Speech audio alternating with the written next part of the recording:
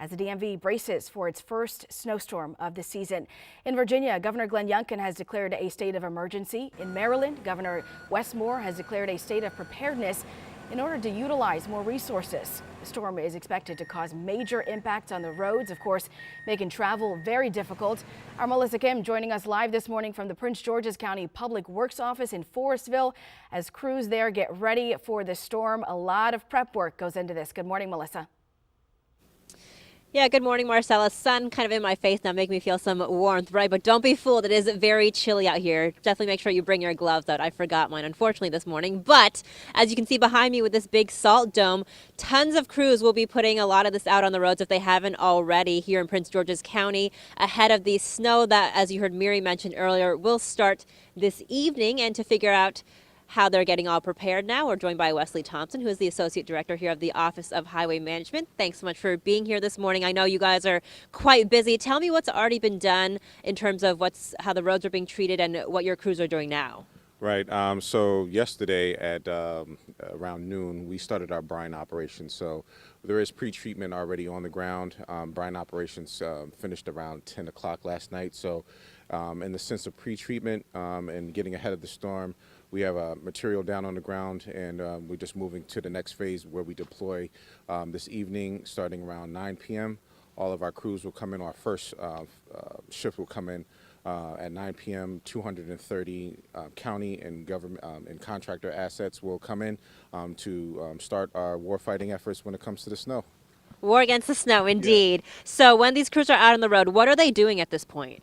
So when they deploy, we're going to start treating the roads, especially bridge decks and elevated surfaces. Put a nice coating down so when the weather does come through, we have a jump on those areas that we may have quick accumulation. With the ground temperature, what it is, it's been cold over the past couple of days.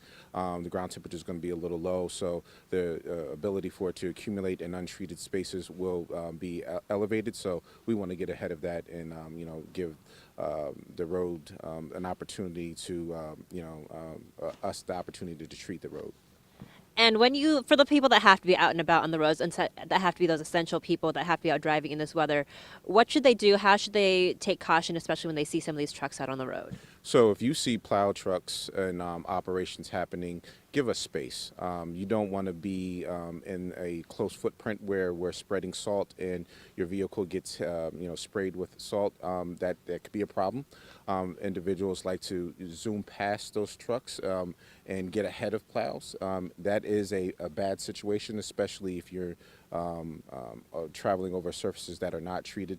The potential for you to, have an accident, slide, spin out, even something more treacherous is great. So, give yourself time, take time, give us the footprint so that we can address the roadways and make the roadways safe for you. Last thing before we got to wrap it up, you wanted to mention that there is a number that people can call if they see something, if they want something cleared in their neighborhood. Correct. So we have pgc311.com for residents 48 hours after the precipitation stops.